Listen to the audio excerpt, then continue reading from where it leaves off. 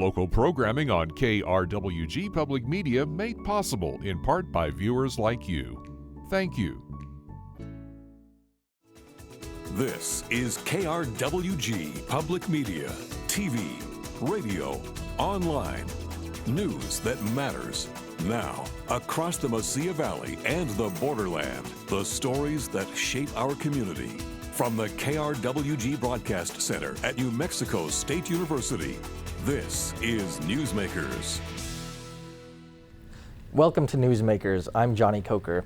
Today on the program, we'll be speaking with Las Cruces Mayor-elect Eric Enriquez about his election campaign, the issues most important to him, and his vision for Las Cruces' future. Mr. Enriquez, thanks so much for being with us here today. Oh, thank you, Jonny. Thank you for having me. So, let's just get right into it. How are you feeling about being the mayor-elect of the city? What kind of reception have you been getting so far? Oh, it's been overwhelming. There's a lot of joy. There's a lot of gratitude. But overall, it's an honor.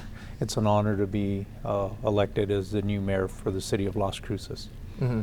And have you heard from any current or incoming city councilors, about your election win so far? Yes, I've reached out to a couple of the city councilors, Ben Como and Cassie McClure and Bill Matisse, all that are re-elected or newly elected. I've reached out to them. Mm-hmm. And what kind of conversations have you had so far, or have they been fairly brief? The conversations have been good. The conversations are what I feel enthusiastic, energetic, ready to get to work and get some things done for our community. Mm-hmm. And I want to talk about your prior qualifications. Of course, you were the fire chief in Las Cruces. How do you feel that being a first responder and even holding that position has prepared you for the office that you'll be taking in January? I think looking back and reflecting not only as a fire chief, but being a firefighter in the city of Las Cruces has prepared me to be a servant to the community. The boots on the ground when 911 is called and the alarm goes off. You're trained and you're prepared to go and serve. And then becoming the chief, it's like ultimately responsible for the whole department, the organization and the community, to instill a confidence that we as a fire department are there to serve the community. And I think all that has prepared me to be the individual that can lead and be the head of the city, and to say if the community needs us, we're ready to respond and to take care of our community. Mm-hmm. And something I wanted to bring up was Project Light. Of course, this is the crisis response team the city put together with first responders as well as social workers and things like that. And I know that's one of your big issues, is to help first responders and get them more resources. What are your thoughts on Project Light? How do you feel it's gone so far? And have you been keeping an eye on it? I'm very familiar with it, as when I was a fire chief, one of the programs that we initiated was the Mobile Integrated Health Program, which we call the MIH program, which was getting social workers involved with paramedics to be proactive with individuals that frequently called 911. And this was more of the health component, since we have the infrastructure, we have the emergency room, we have physicians, we have the hospital. So these individuals that were frequently calling 911, it was a thing that where we could send a paramedic, and then we actually started with intern social workers from NMSU, from the social work program, and now a couple of them are actually working with the fire department as fully paid staff members, and now moving into Project Light. So back in 2018, that's when we started the mobile integrated health component, with a strategic plan that the next phase would be the mental crisis. Of course, it's still difficult because of the lack of infrastructure that we have in our community, such as a mental facility and mental providers that we would need to really help the situation. But it was a first step in getting it going, and I think we'll continue to grow with that, and hopefully that we can get some infrastructure in to really help that program succeed for our responders and for our community. Mm-hmm. And that infrastructure is certainly an important topic to discuss about mental health providers in New Mexico in general. But I did want to ask, we had Lieutenant Wiedela of the Las Cruces Police Department Yes. on Newsmakers fairly recently, and she was talking about Project Light, about how it does help take burden off of police officers, having that extra resource. But it's not a 24-hour service yet. Is that something that you would like to maybe expand on in the future? Yeah, it's definitely something to look at the data and see how many calls are actually coming after hours that Project Light is involved. That was the whole concept, was to relieve the pressure, like MIH was to relieve the pressure off firefighters and have them available to what we call true emergencies, instead of just individuals using the 911 system as a health component. Well, with the mental, it's the same way. There's individuals that frequently called 911 when they're in that crisis mode. So Project Light is to relieve some of that crisis situation, be proactive, and relieve some of that pressure from the first responders. So yes, I'm looking to see how it's working and gather the data to see how many calls are coming in after hours. Because if it's working properly, we should be avoiding a lot of those situations. Mm-hmm. And I believe that program turns a year old in March, so it'll be interesting. I'm sure there'll be some updates from the fire department about the numbers we're seeing, and it's something that I definitely keep my reporting on. But something that you brought up earlier was mental health infrastructure. In New Mexico in general and in Las Cruces, there definitely seems to be a lack of that infrastructure. How do you feel we could, on the city level, make Las Cruces a place appealing for mental health providers to bring that infrastructure in to help solve the issues that we're having as a city?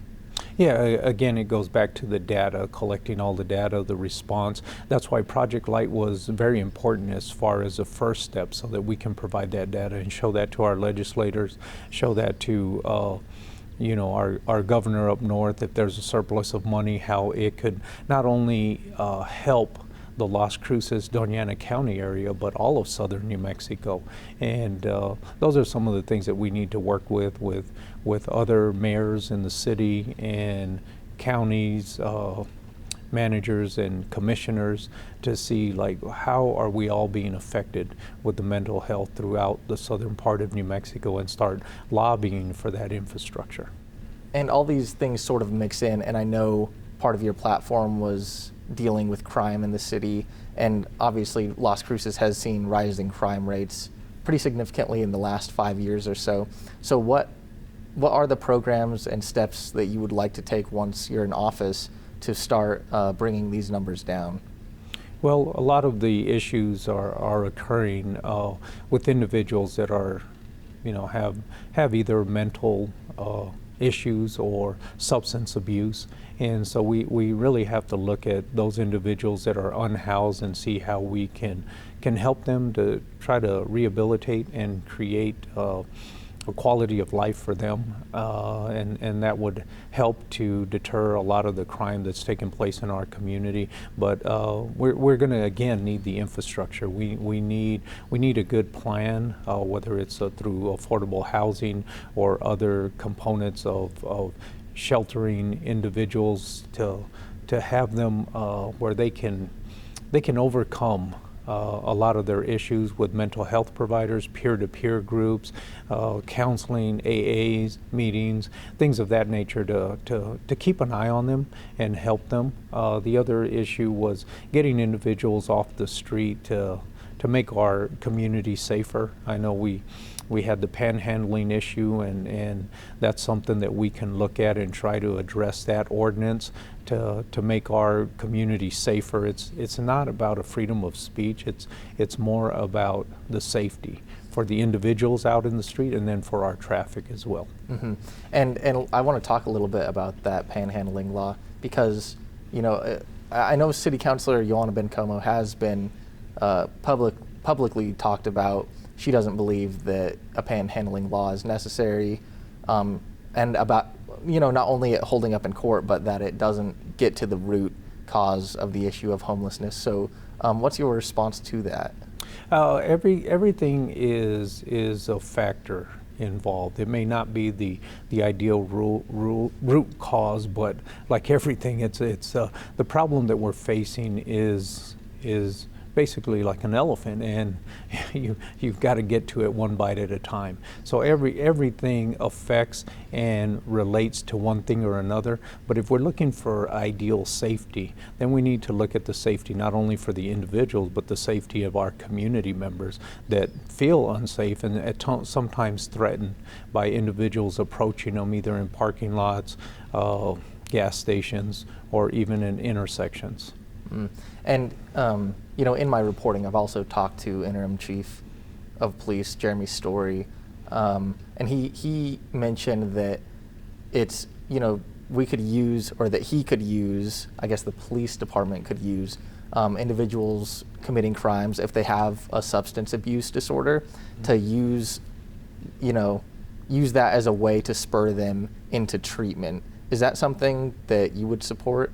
Oh, absolutely, because otherwise it's just a revolving door.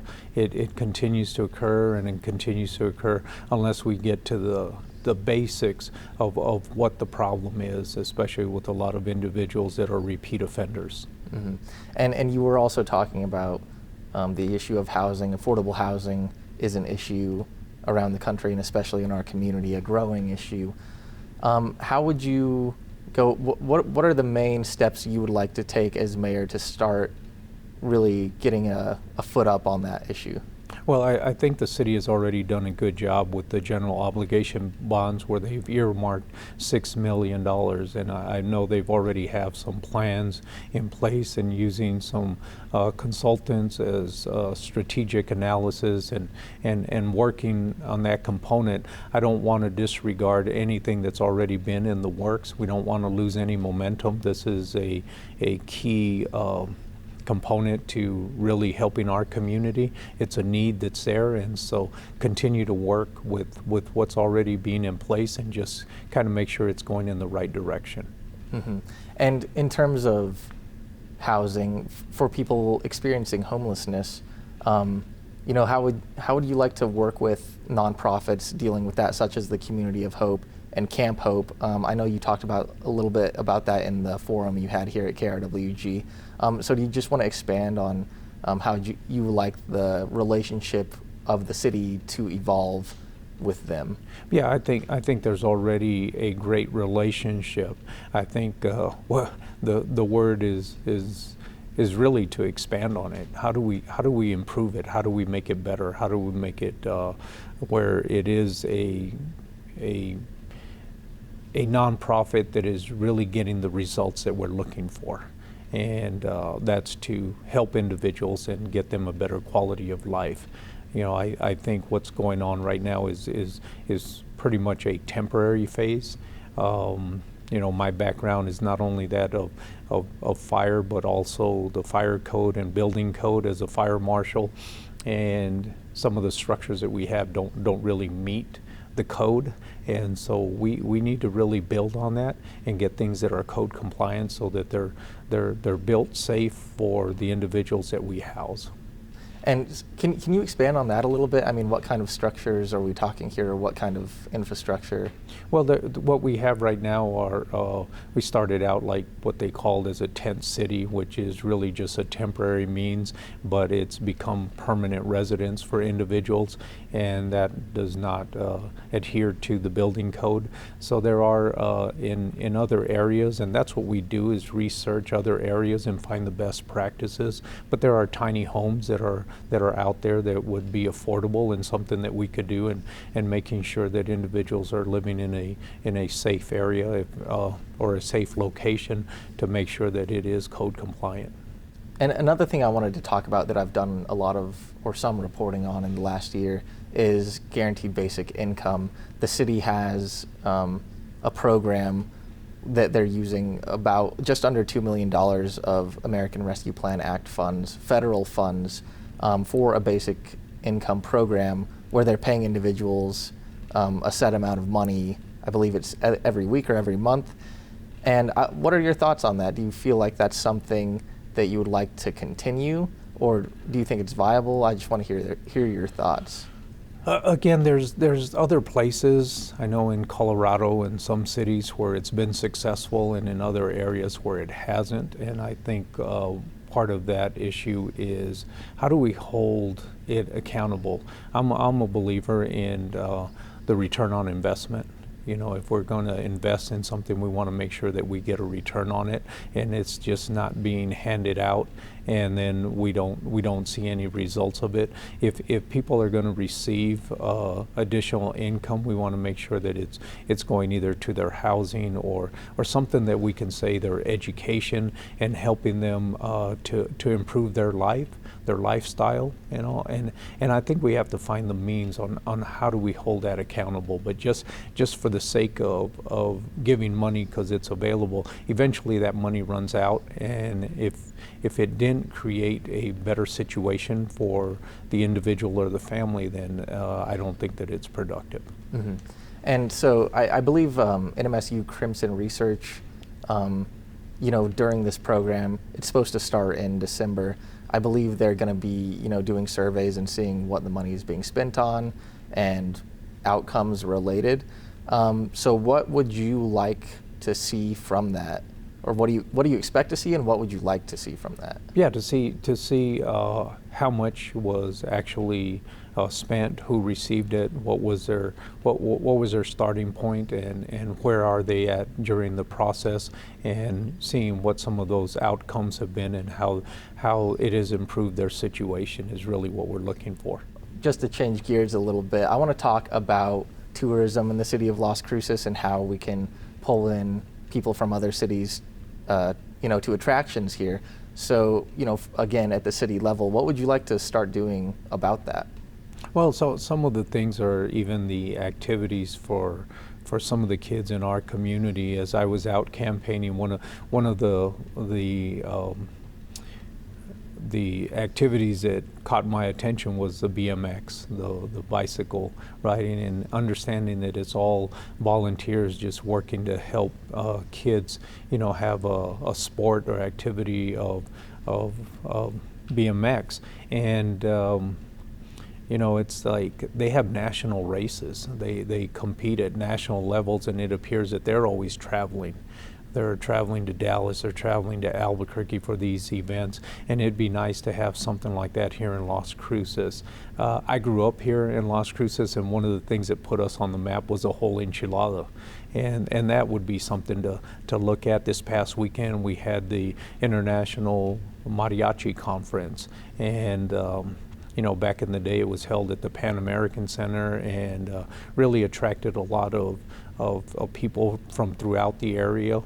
And I think things like that we can look back and see how we can support and we can help a lot of those organizations to get some of those events and really show that Las Cruces is a place where you can come and visit and have a good time, whether it's entertainment or just the beauty of our environment. Mm-hmm. And you mentioned the youth BMX program.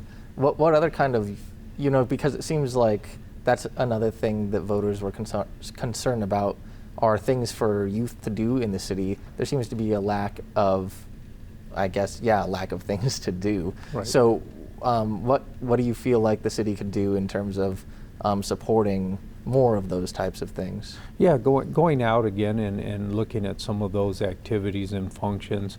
I know firsthand, me growing up here as a baseball player and things of that, Las Cruces was always the place that people would come to. I mean, we show it with the whole enchilada softball tournament. It's a huge event where people come here. But I know a lot of our teams, our basketball teams, our volleyball teams, for the females and our soccer teams, they're always traveling. They're always traveling, and I think we can do a lot more to really enhance our facilities and our fields and give them a good quality where people are going to want to come here to Las Cruces and compete. So rather than having to go to other places, Las Cruces is the place that other people are coming to. Yeah, sure. Our weather is great. Our weather is great, and we have a lot of individuals here in the community that love to compete. And I think just always like the second largest city in New Mexico. It's kind of like you go down to Cruces. I mean, you're gonna face some good competition, and I think if we build the facilities and enhance that, it just not only helps for tourism, but it also helps our athletes, our students, our youth in the community to feel good that they're being supported and they have nice facilities and nice places to be able to compete. And so you mentioned, I mean, Las Cruces is the second biggest city in New Mexico, and another thing I've heard from voters is that we lack infrastructure in terms of public transport and bicycle lanes and walking paths, things like that, for people who can't drive. So how, at a city level, how can that be something that we address from public transport to, making sure that people that can't drive can get around? Yeah, and the transit, I served as the assistant city manager and I oversaw transit. I know we have a new facility going up now. We have, I believe it's 12 new electric buses coming in. That's gonna reduce a lot on the fuel costs and the maintenance. And so now rides are free to the public, and I think we can continue to expand and grow with that. And as far as trails go and things like that, I'm an avid cyclist and jogger, so I enjoy going out to La Llorona Park and all around the city. And we just need to look for those connectivities and find a way that people can really enjoy the outskirts and enjoy the trails and the outdoors of Las Cruces. I know off Trevis and Villa Mora Park, there's some options and there's some things there that we can do to enhance that. I know people really here in Las Cruces, they really enjoy that. I do myself personally, so I know that those are some things that we can continue to work on and try to build and have that infrastructure here in our community. Certainly. And New Mexico, it does have one of the highest death rates in terms of, pedestrian deaths, in terms of, collisions with cars and things like that.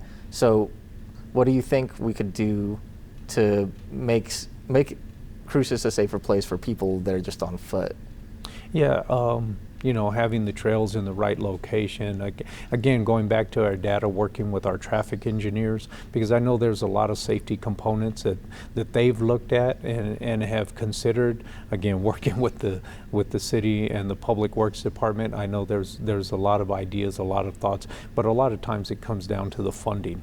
And if we can start having a program and implement the plan, a strategic plan on, gathering the data and which is the intersections and which are the streets that are seeing most of the incidents, the traffic accidents, the fatalities, and start looking at those and how we can re-engineer a lot of those areas. We have the talent, we have the staff capable of taking care of all those issues and analyzing it. It comes down to the financing and the budget. Mm-hmm. And I know we don't have a ton of time left at this point, but I did want to ask you, especially as a first responder, from a first responder's perspective, do you feel that, and this has been something that people have talked about in the city, do you feel that there should be some sort of police oversight board with recent high-level officer-involved shootings and things like that? No, I'm not in favor of an oversight committee. We want to, as I say, support our officers. Show that the leadership does trust them. There has to be some improvement actually in the hiring process, in the training. I would be more for a commission that is more of what I call a research and development, coming up with ways and ideas to support PD, because LCPD already has their own internal, and then anytime there's any kind of incident, state police steps in or other agencies to investigate, and then they already have a contracted oversight committee. I know what the city talks about at times is a citizen review board or a citizen oversight, which I feel has not been successful. Has not been successful because the response time to react to incidents, it's like, I went through a police academy myself, so I know about the training and I know what an officer goes through. And a lot of our citizens haven't been through that kind of training. An oversight committee like that would I feel would hinder the progression in which direction we want to go. But I'm all for holding our officers accountable for their job and try to improve the training and supporting them with technology and innovation to get better. Yes, sir. Well, unfortunately, that's all the time we have for now. We have a lot to talk about, but that's all we have. So thank you so much, Eric Enriquez, as the Las Cruces mayor-elect. Thanks so much for being with us today. No, thank you, Johnny. I appreciate it. Of course. That's our time for now. Join us this week on KRWG Radio. Every weekday, it's morning edition, 5 to 9. Fresh air at 11, followed by Here and Now, noon to 2. And All Things Considered from 4 to 7. KRWG News is always online at krwg.org. And we'd like to hear from you. Email us with story ideas and video submissions. The address is feedback@nmsu.edu. For all of us at KRWG News, I'm Jonny Coker. Have a great week, and we'll see you next time on Newsmakers.